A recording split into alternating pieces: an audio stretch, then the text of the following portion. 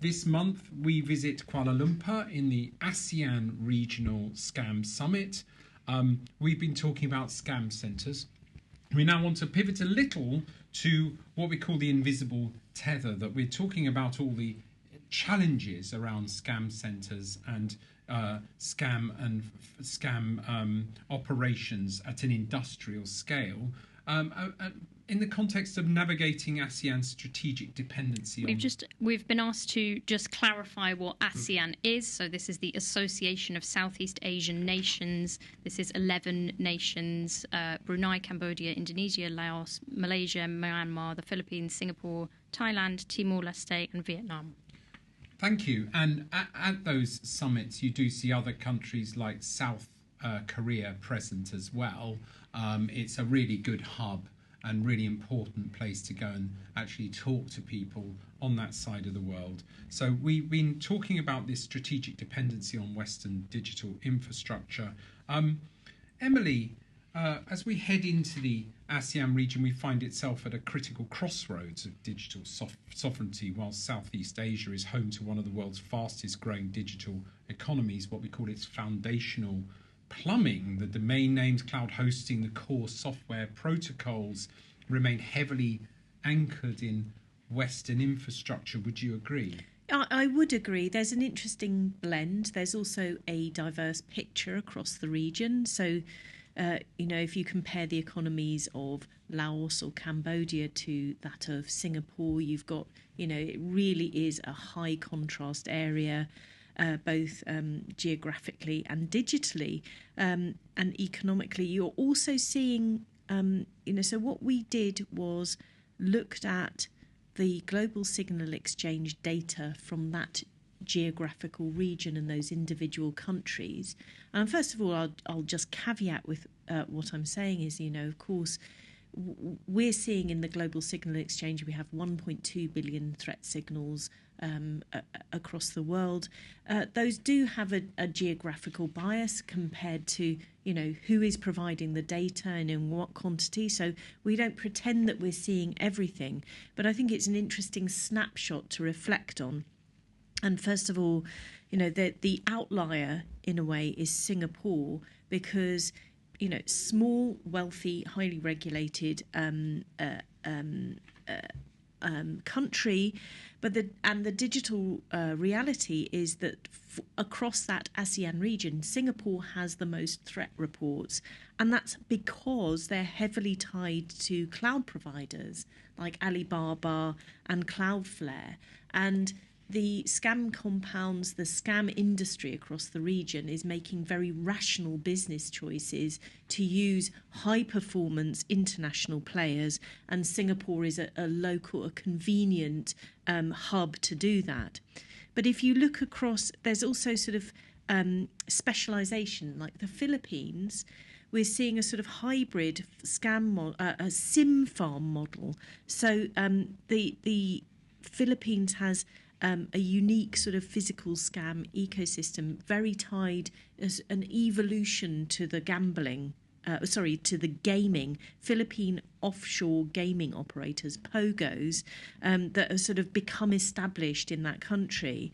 And what they're doing, it seems, is that there's a lot of malware distribution which totally bypasses the traditional domain name system. So you're sort of using IP address infection, and that's often transmitted using the traditional telcos, the mobile, so SMS, so and so on. Internet over mobile operators. And I've been interested in satellite internet, like Starlink, and they're saying that scam compounds are increasingly shipping that out. So while we're all focusing on maybe traditional wired internet suppliers, the scammers just move, don't they, Alice? They just move to the next thing. While we slowly catch up with their cluster technologies, they're moving on to other things. I'm interested in the digital technology, but I'm also interested in following the money and how the payments are working. I've just got an extra sort of aspect of that. From our own background in the domain name world, we're very sort of like, what are the TLDs, top level domains that are being used, and who are the domain registrars? And actually, one of the striking things is that across the ASEAN region, with the exception of Singapore, we're hardly seeing any presence of large-scale registrars, and part of that is a reflection of the global marketplace. The ICANN accreditation system doesn't tend to have very much representation from developing countries. But what I think is what we're seeing is you do see, if you look at the autonomous systems, these sort of the hubs of digital activity. And IP addresses. So the IP address holders, if you like, what we're seeing is local telcos that are often established in the country, and they are doing the first hop, if you like. They're providing enough connectivity to get, say, the scam farm operatives into a digital environment with higher performance and higher reliability. This is, and I know what you're talking about because I've been in that all my life. I had another look at what's happening in just South Korea, for instance. I'm seeing that Garbia, the registrar there, is a South Korean actual ICANN accredited registrar. They're not too low down in the league tables. They're dealing with reports of threat reports in a above average way. Out of a league table of 170, they're at position 41.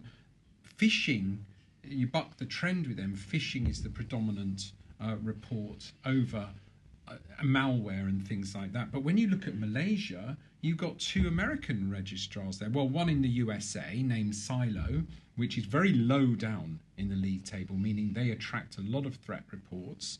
And also in the Virgin Islands, web commerce, just slightly behind. So what you're seeing, Alice, is these scam compounds operating, and the human side of it is very local, if you exclude imported slaves, but the actual technology is global and remote. What do we do about that mess when you're finding actually that the scammers are able to use cross-sector, telco, Starlink, space satellite technology, registrars in their local jurisdiction, registrars outside who may be subject to USA laws?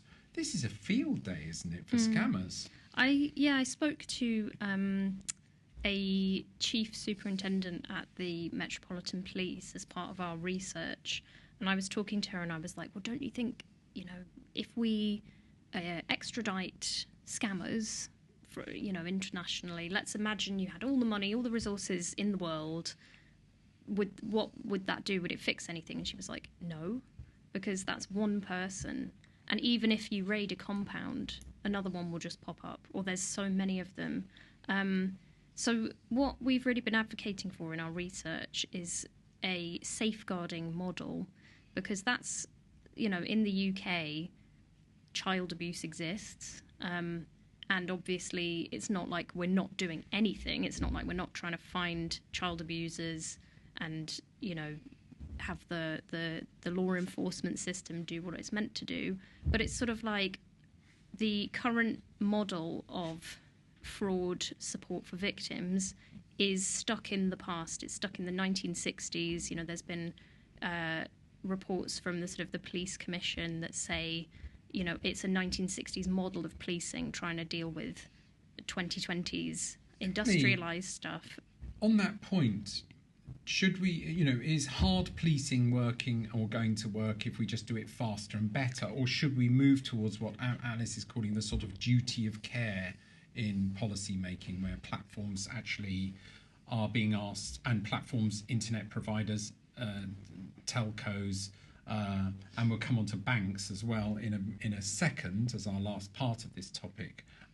Should they be, well, on the one hand, held legally liable for human trafficking and scams and fraud attacks at scale, or should they be encouraged to adopt this more fuzzy approach, which is just proactive management of this? Well, I'm going to reject the premise of your question and say both, because for me, it's really important that societies have a criminal justice arc where crime leads to punishment, because that it not only provides some kind of deterrence for people who are maybe considering their career choices. Do you want to go to jail?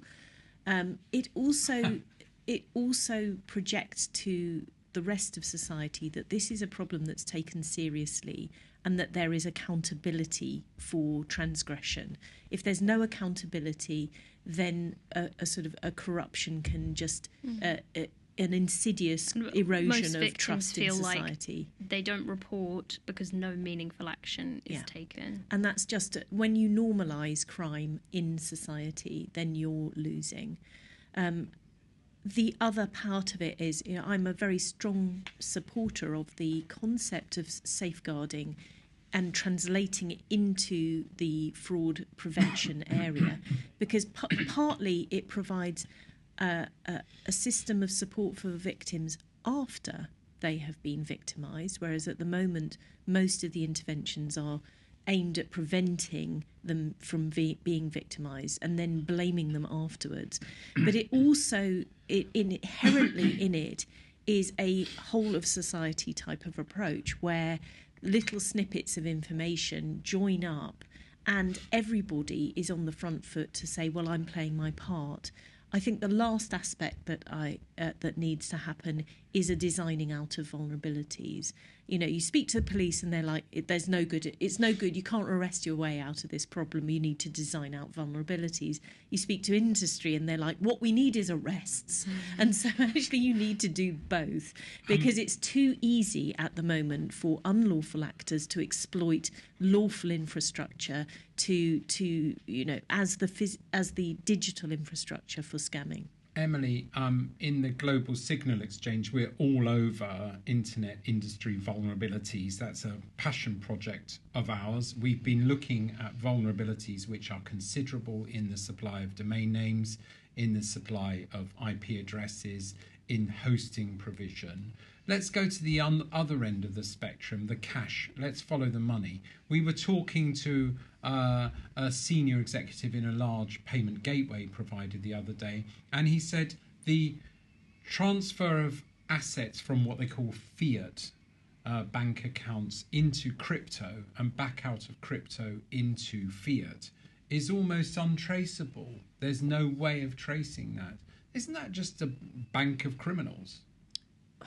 Well, there's, I think it's easy to get carried away in that, because there is criminal activity in a particular sector, to say there is only criminal activity in that sector. And that's not the case. There's a lot of lawful activity across banking and across the crypto environment. And one of the aspects of the crypto environment that's really kind of counterintuitive is how transparent it is. So once something is solidly in the crypto environment, it can be traced really accurately, because that's the whole thing about a blockchain is it's very transparent and it's very immutable.